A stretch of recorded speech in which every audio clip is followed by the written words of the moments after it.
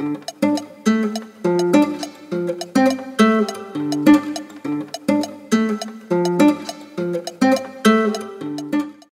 my name is Rabbi Chaïm Sofér, and I'm a Jewish scholar student. I'm studying the Torah most of the day. With a small part of the day, I'm working also. My background is my parents were born in Iraq, and they were forced to immigrate by the Zionist terror squads that blew up, unfortunately, Jewish synagogues, Jewish cultural and business centers in order to make the Jews thinking that the Muslim doesn't want them in Iraq anymore. And that's how they forced the mass immigration, forced immigration from Iraq to Palestine in the beginning of the 50s, 51, 52, 53. About 110,000 Jews were forced to immigrate to Palestine, replacing the natural historical indigenous, the Palestinians. And they were forced to flee and expelled about 900,000 Palestinians, unfortunately, at Al-Nakba, at the disastrous war of 1948. Yes, I was born in Palestine, and I enjoyed all my life with the extraordinary great relations with the Palestinian neighbors that left in Palestine that luckily were not expelled. I was connected to anti-Zionist rabbis in Palestine that explained to me and to many other Jews, as in Palestine, the danger for having a Zionist state in Palestine. As we Jews, as you know, Jews are not allowed to have, Jews are in exile, they're not allowed to have their own state, not in Africa, not in Russia, not in America, and especially not in Palestine. They were ordered not to revolt against the Palestinians and not against any other nation. We're not allowed to have an army. We're not allowed to create our own nation, not a currency, not anything that what will show us that we have a nationalist, expansionist aspirations. We're just Jews that considered Jews with our religion. We are in exile in the divine decree, and we've been ordered to keep great relations with our non-Jewish neighbors, and we're going to talk about it, about how Jews and Muslims used to live. And first of all, I'd like to bring you regards from tens of thousands of Jews that lives in England, non-Zionist Jews in Stamford Hill, Gateshead, Manchester, and more places. Orthodox Jews that do not recognize the existence of the State of Israel, refusing to go to live there and to send their children to serve in the Zionist vicious terrorist army, that are bringing to reality the expansionism and brutality of Zionism, which turned to be a Zionist supremacist power that would like to expand, deport, destroy, kill, just because they think that they're the great people, they're the one. Zionists are not considered Jews. They uprooted most of the principles of the Torah. They're distorting the Torah. They're using expansion, occupation, and genocide forcibly in the name of the Torah. According to the Torah, there's no such thing. Jews are supposed to be good to non-Jews. Jews were always had enjoyed a great relationships with the Muslim nation. As we see, we've been ordered to give charity for non-Jews, to visit their sick people, and God forbid if they die and no one can take care of them from the Muslims, we have to give them a respected burial. And it was both ways. There is any justification even without the Torah. The Torah is not allowed in the occupation of Palestine. The Torah is not allowed the rebellion against the Palestinians. But is there any human justification to have a state of Israel with a military that would so-called protect himself? Israel always was, of course, with all its atrocities, occupation, expansionism, and genocide which they conducting against the Palestinian people, are considered itself as the victim. And that's because of their enormous power in the world media, that they control completely the world media in America, in England, and unfortunately now they're working hard to control the social media.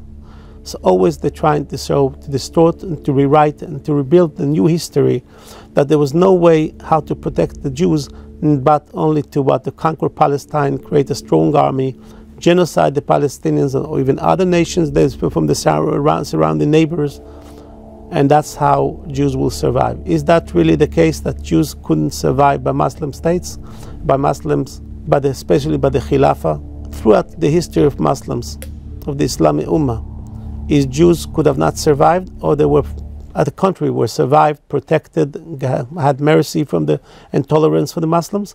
So if we just looked about the foundation of Islam, Al-Khalif Omar Abu Bakr and his Khalif Omar ibn Khattab, Al-Khalif Uthman, Al-Khalif Harun ibn Rashid, the Abbasid, the Bet Umayyah Khalifat, the Abbasidi Khalifat, the Fatimid Khalifat in Egypt. They all had an outstanding history of tolerating and respecting and protecting the Jews and have them under their custody.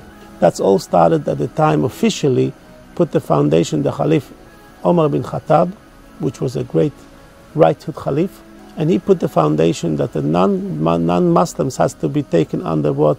The mercy and protection of Islam, of the Muslim nation, and they will be able to what? To practice their own religion, and they will be able to what? To have to live freely under the protection of the Muslim government. This foundation was kept, and in exchange to pay the jizya. The jizya was a symbolic tax that the Muslim put on the Jews or even other religions to show subservience and loyalty to the Caliphate. That's it. That was the whole aim of the jizya. The Jews were very happily paid the jizya because they knew that they received a lot more than that. Poor Jews were exempt from the jizya. Jizya was not a tax that was forced by power. People was very happy to collect it and to bring it to the offices of the Muslim kingdom from Morocco till Afghanistan, because they knew what they received back. Muslim neighbors with Jewish neighbors lived so peaceful. They used to babysit each other. They used to invite to the weddings each other, of such an extent that we don't see today that much, because unfortunately there's very few Jews left over that lives in the Muslim countries. If we go to the Andalus, to the golden era in Spain that continued for the first 300 years, when the Muslim army came from Morocco and through the Gibraltar Water Strait released Spain, and there the Jews were very happy to receive the Muslim army, and the Khalif Abdurrahman I, which fled from, he was the descendant of Bet Umayyah. He was at the Abbasids captured what in Baghdad the center of power from the Bet Umayyah, which their center was in Damascus, but the Abbasids built their center of power and culture in Baghdad. And he fled from Baghdad, he came to Spain, and he created his own caliphate, a very powerful caliphate that was continued for 300 years. He and his son and the grandson, Abdurrahman III, and Al-Hakim first and Hakim second, with another few kings, for 300 years. That was considered the golden era. Jews, even though that enjoyed from a great time all over the Muslim states, but Jews will always remember that the golden era in Spain, it was a time that the Jews developed their religion of such an extent that most of our Jewish religious books from 1,000 years ago are dated to Spain, because the time that Jews enjoyed over there from such a great freedom of religion, and they were able to practice their religion and to develop their religion to such an extent that we didn't see even though that in Iraq could have been compete with the freedom of religion that we had in Spain, but it was parallel. Even though it was two types of caliphate, here it was the Abbasids, and he was a descendant of the Bet Umayyah, and but the Jews were tolerated to such an extent that we have longingness to that time, really.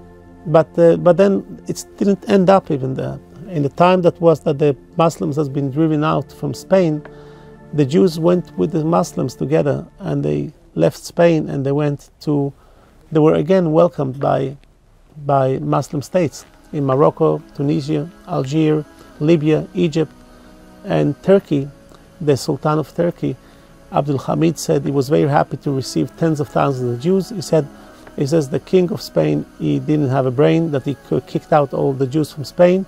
My country will flourish now, because Jews are very, very good in business, and he welcomed them. He promised them again, he assured them that their religious rights will not be harmed, will not be touched, as it was in any of Muslim country. It was like a tradition by the Muslim to confirm and to reassure the religious rights of Jews up till this time.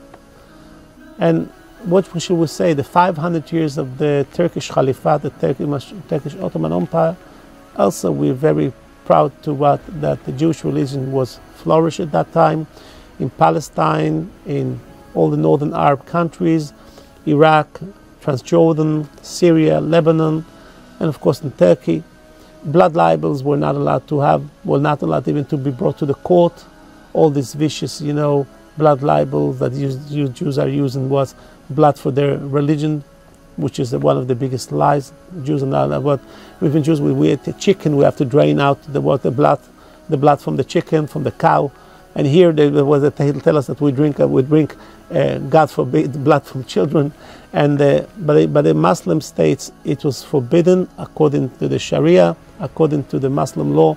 There was no right for anyone to bring such a false claim against Jews by the Muslim courts.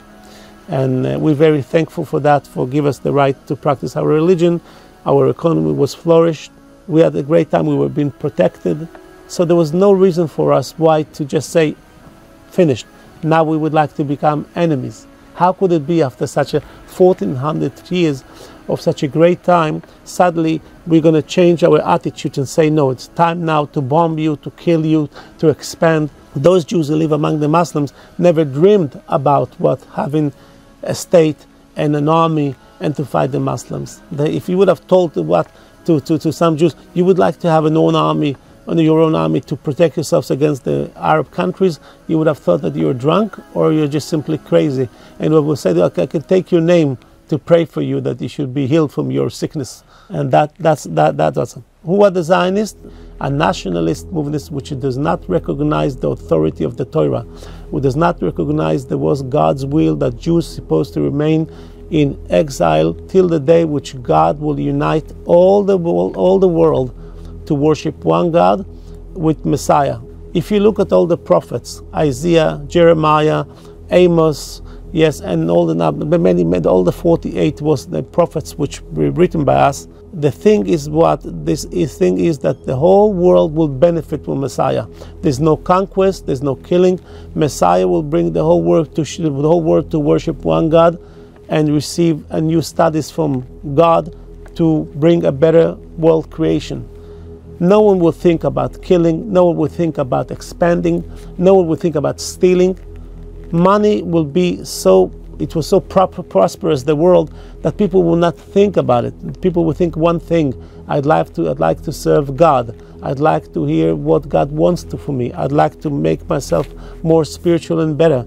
Many people, that's the era of Messiah. That's why all the world will accept Messiah, but according to what we believe, yes, is because that He will bring to a better world, a world with peace, without any bloodshed, without any hatred. All these disputes about oil, gas, natural resources, we usually bring all these disputes to fight each other.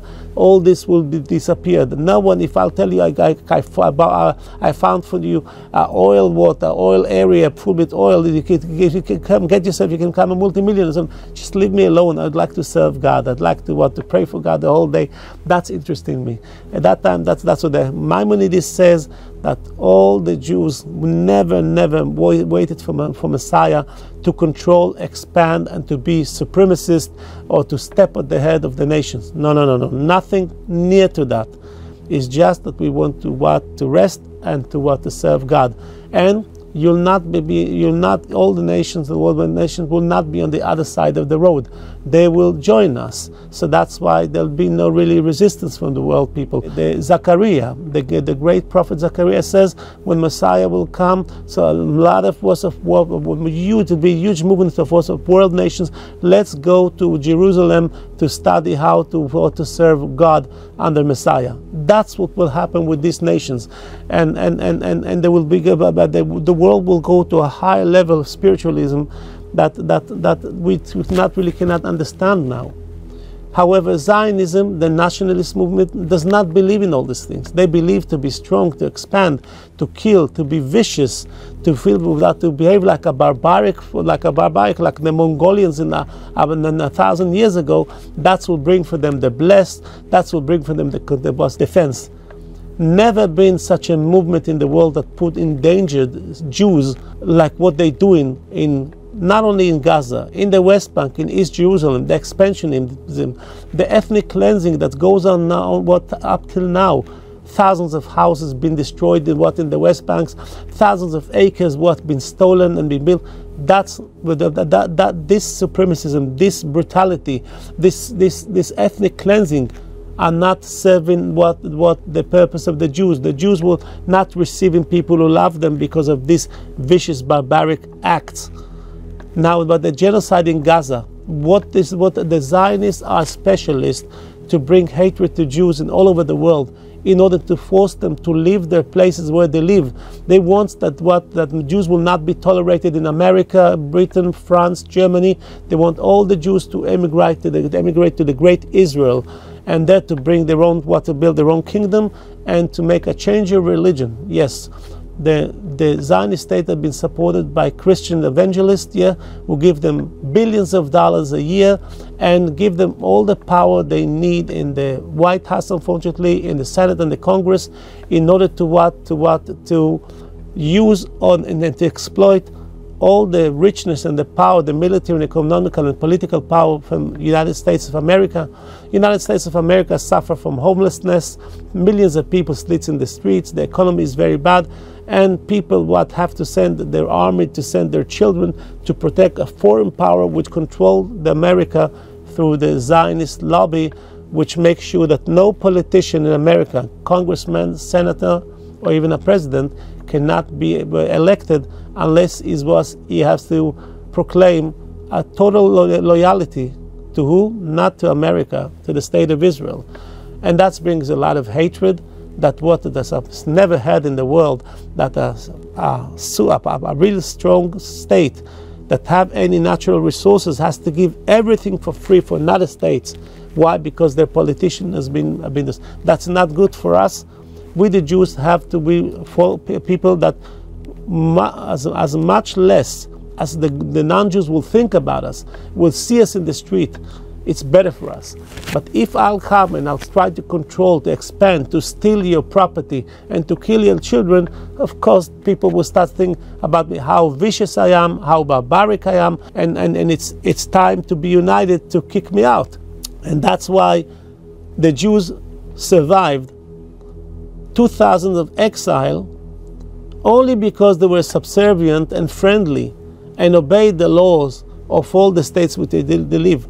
We have extraordinary example how Jews lived by the Muslim states, so peaceful and so good, because they understood that this great Muslim nation are here to help them and to protect them, and they were very happy to be loyal to them. Zionist nationalist is just another movement that was like at the time of the socialist movement, the communist movement.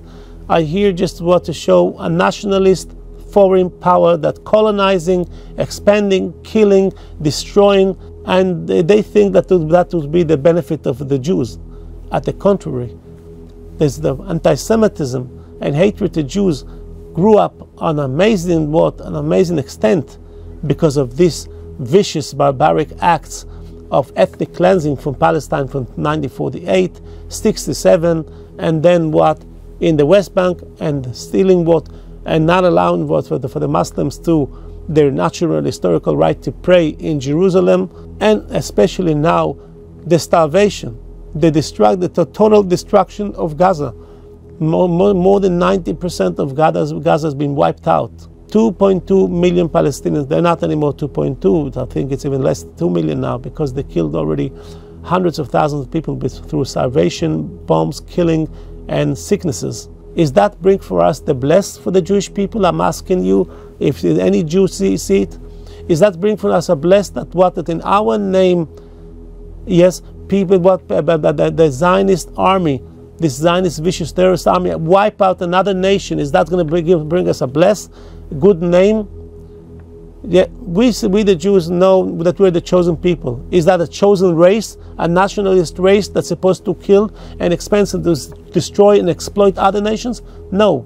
Chosen people is just because we received the Torah, and through the Torah we have more commandments. Yes, but that doesn't mean that it's given us in the right to kill and to be so vicious and to kill them with starvation, which the Torah says that death through starvation is even much worse than a death with a sword or with a bullet. It's much worse. The pain, we feel the pain. We cry out for the destruction of Gaza. We're crying for the genocide of my Palestinian brothers and sisters, because the Palestinians were tolerating the Jews. I forgot about talking about how good they were for Jews. I spoke to a Palestinian person, which his grandfather, he was a police officer by the time of the British regime mandate in Palestine. When there used to be Jewish immigrants that fled from Europe, from the Nazi Holocaust, he used to come and take them from the beach and smuggle them into the Palestine against the British law. Would you believe it? He had a mercy on them. And he told me, now take a look, their descendants have kicked me out from Palestine. I told him, these are not Jews. Those who did to us are not Jews. Because all the Zionist terror gangs that what committed was the war crimes and the ethnic cleansing, it was in 1948, were very, very, very, very strong atheists. They even did not believe in God. Who talks about all the 613 commandments of the Torah? So we have to say that what we have to put at the foundation is that the real Jewish people, and we have even more than 1 million people in Palestine, America, Great Britain, Australia and France, which are opposing the basic existence of State of Israel. The State of Israel does not bring any blessed, not for Jews, not for Muslims.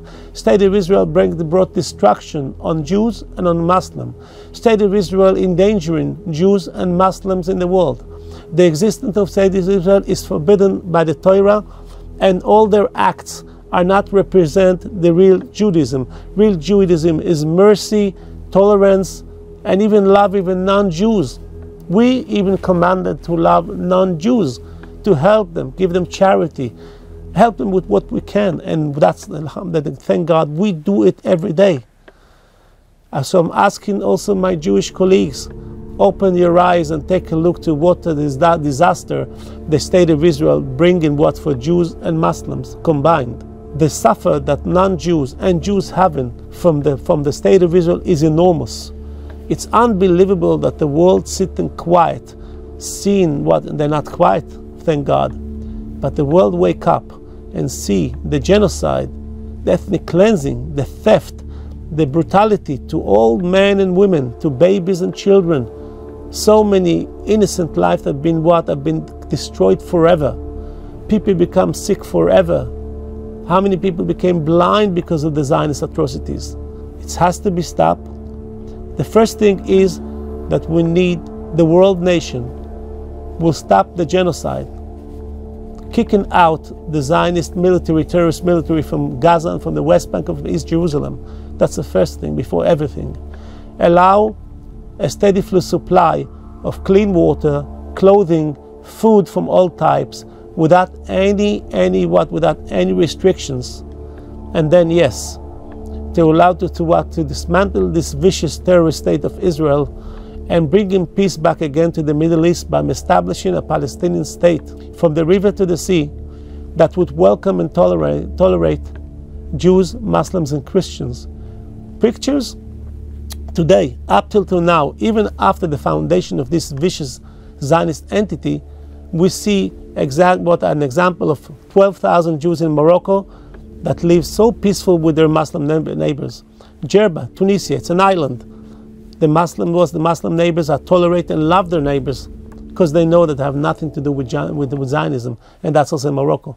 Iran, I can tell you one story. In middle of the 12 days war that the Zionist regime has waged, this horrific war that killed so many innocent people in Iran. In middle of the war, there was Iranian soldiers went into a synagogue, Jewish synagogue in Tehran, and they prayed there. Who were these soldiers? They were Jewish soldiers that were happy and loyal to their land and to serve their land in a time of a war. So they came with their uniform to practice their Jewish religion. Jews are very welcome in Iran. Iran is not a vicious country. It's a very peaceful country. Tolerate always. They have an outstanding history of helping, hosting, and having mercy on Jews. It's just as what today that the Zionists, in order to justify the occupation, ethnic cleansing, and genocide, must rewrite and falsify the history. They are having a very hard time to distort the history that Muslims were so good for Jews, and now they would like to show that Muslims were bad for Jews. So, but why do we have to look at the history of 1400 years that combined that Muslims were great people for Jews? We look up till now in Morocco, Tunisia, and Iran, and in Turkey. We have the 5 Muslim states, main state, that there's many Jews live there. Altogether, we're talking about 140, 150,000, I don't know the exact number, but it's a large number fairly. You can ask the Jews that, do they have problems from their Muslim neighbors? The answer is no. But why, if they would have had problems from their neighbors, they would have got out. There was even one, the current of Zionist was the war criminal, Netanyahu. This terrorist that killed us was having in his hands blood of hundreds of thousands of Palestinians, innocent Palestinians, in his filthy hands. He went to Jerba, there's about 1,000 Jews who live there, and he was asking them, come to Israel, come to the Zionist entity. They told him, no, we're not interested. We're not enemies, and the Muslims are not our Arabs, and Muslims are not our enemies, and we live here good. We would like to remain Jews also because of our religion, and every Jew that comes to your land, you're trying to destroy his religion and to make him a liberal Zionist atheist. So this rebellion that's supported by some rich people and by this Christian evangelist here will be failed, because the Torah says that this rebellion will be failed. The rebellions against God has no success, and as many more Palestinians they're going to kill, will be bigger the punishment that they're going to receive.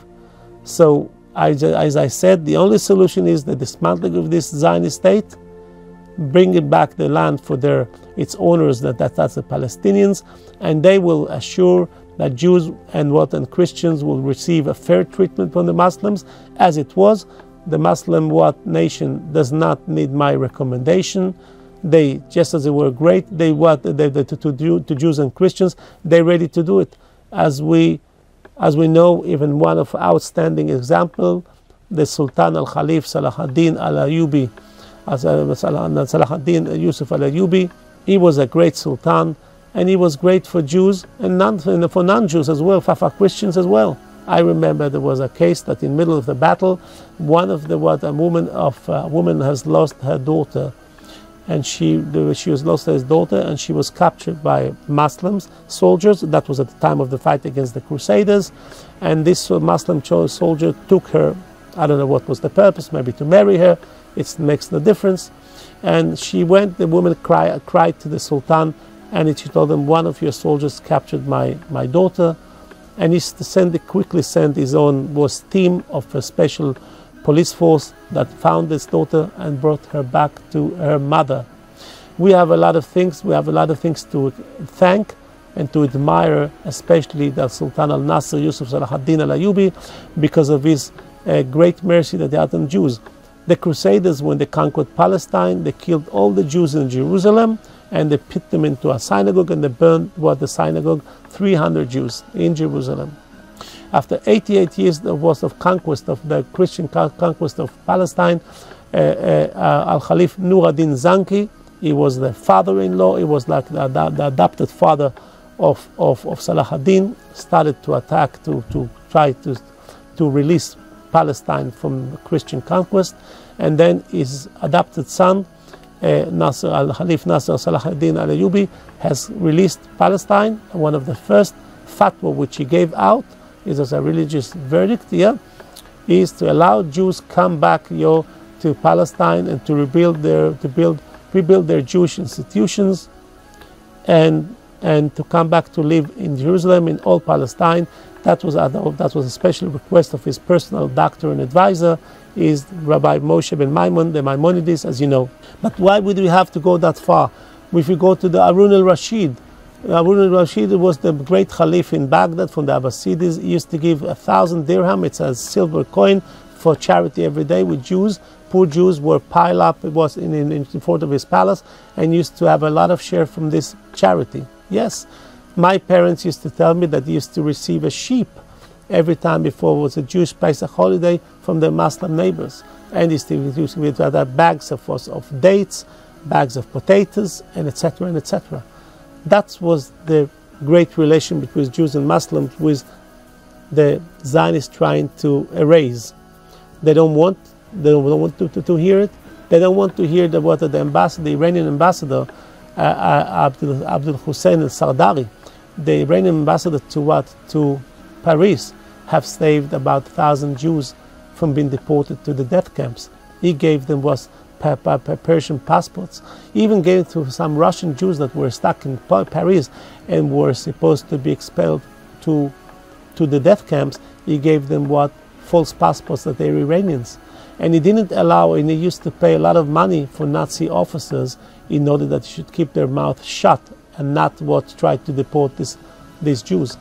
We always were going to remember the Imam in Paris, the main Imam in Paris, I forgot his name, who gave hundreds of certificates for Jews that they're Muslims, and that's how they avoided the deportation, and a deportation to the death camps in Auschwitz.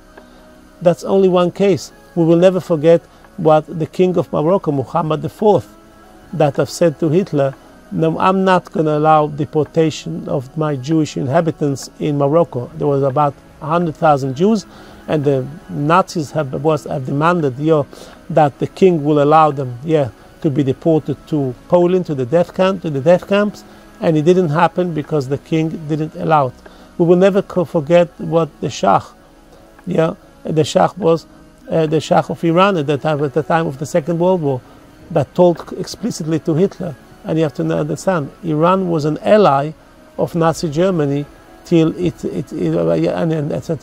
decided, was asking, can you stop giving so many rights for the Jews in Iran? Can you start push them into the ghettos and concentration camps? So the Shah have said, no way. We consider the Jewish people as a first-class citizens, and we're going to protect them and we're going to help them. We're very happy to have them here, and we're not going to change the status of the Jews in Iran.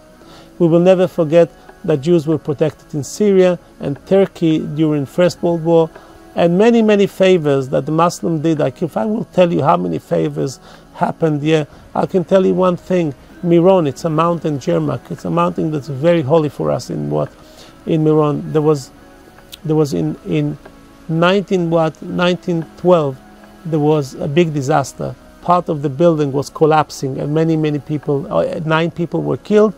Hundreds of people were injured, badly injured. At that time, there were no ambulances. There was no medical centers right on the place. The closest medical center was in Safat, so the Arab Jewish state, city, far away, about 20 kilometers away, 12 miles away from Iran. Hussein Afandi, he was the governor of the north of Palestine in the behalf of the Turkish Caliphate, the Turkish Empire. He closed the whole area. He called doctors, private doctors, which he paid them, to heal and to give a first treatment, first help for the wounded people. And then he gave a mandatorial demand of all the Palestinians and everyone that have a wagon with a horse to come and to evacuate all the wounded people to a Jewish hospital in Safat. And he paid them from his own pocket. So there's thousands of such cases that Muslims shows tolerance, mercy, help, and sympathy for Jews. So there's no justification, even though the Torah itself, the main reason is that we're not allowed to have a state. We're not allowed to kill innocent people. We're not allowed to have our own army. But even from practically, there's no justification to have a state with a military, with a foreign power, with a power that we should control and cause problems between nations. That's not Judaism. That's racism. That's fascism. Judaism is a people that beloved by all the people in the world. Judaism is mercy, believe in one God, prophecy, charity, and learning what the Torah. Anything besides this, killing, expanding, destroying, creating ethnic cleansing, it's far away like east and west from each other. It's not belong to us. We condemn it. We live with what we live with the Gaza people. If you go to Stanford and ask, would you think it's a good thing, the genocide? Everyone will tell you, God forbid. The Torah does not allow it. We're against it. We can't see the pictures of babies starving to death in Gaza. Especially, it's very painful to me.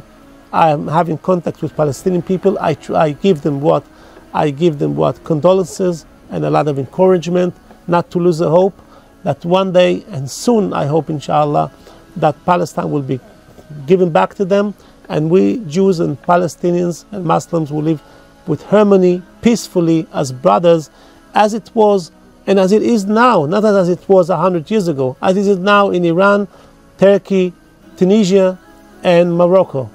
Yes, inshallah, and soon we will have it, and we hope to keep work together for a better future for our children and to enjoy from the extraordinary great neighboring relations in Stanford Hill, Gateshead, and yes, inshallah, in Palestine itself and in America, all over the place. Thank you so much.